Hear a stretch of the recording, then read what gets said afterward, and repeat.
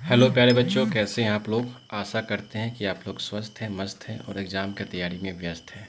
बच्चों, हम लोग बिहार बोर्ड के त्रैमासिक परीक्षा का डिस्कशन करने जा रहे हैं। ये साइंस पेपर है जो 27 जून 2025 को होने जा रहा है। तो चलिए बच्चों, हम लोग देखते हैं कि कैसा प्रश्न इस बार पूछा जा रहा है।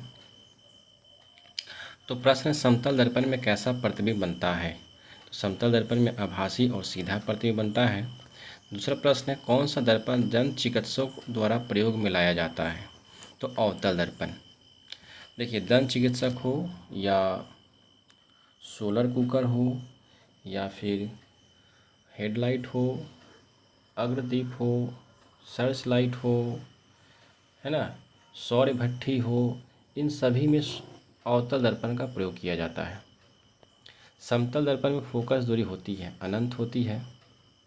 एक दूरस्थ वस्तु के लिए अवतल दर्पण द्वारा प्रतिबिंब होता है।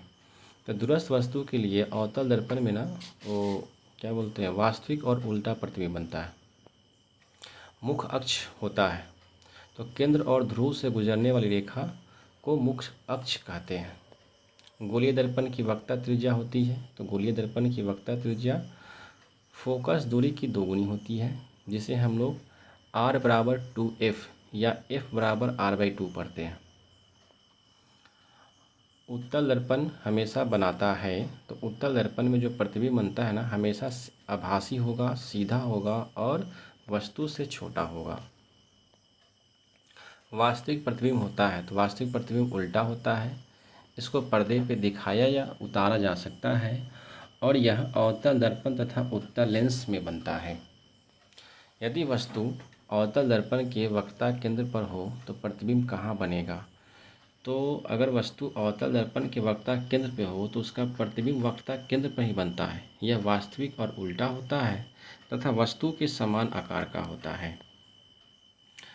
ध्रुव और फोकस के बीच की दूरी को क्या कहते हैं।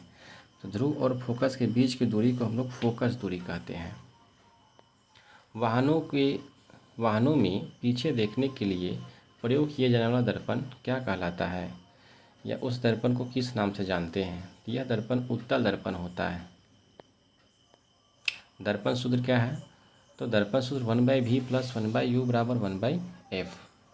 समतल दर्पण में आवर्धन का मान होता है। तो समतल दर्पण में आवर्धन का मान +1 या सीधे 1 होता है। और आवर्धन का जो सूत्र होता है, दर्पण में -v/u और लेंस में v/u होता है। ये देख लीजिएगा। सोलर कुकर में किस दर्पण का प्रयोग होता है। तो सोलर कुकर में अवतल दर्पण का प्रयोग किया जाता है। यदि किसी गोलीय दर्पण की फोकस दूरी 20 सेंटीमीटर है तो यह गोलीय दर्पण होगी। देखिए, यहाँ पे फोकस दूरी क्या है, धनात्मक है। तो फोकस दूरी धनात्मक किस दर्पण की होती है, तो उत्तल दर्पण की होती है। अगर फोकस दूरी ऋणात्मक होती तो यह अवतल दर्पण होता। समतल दर्पण द्वारा बना प्रतिबिंब होता है। तो समतल दर्पण में जो प्रतिबिंब बनता है वह काल्पनिक होता है, सीधा होता है तथा वस्तु के समान आकार का होता है।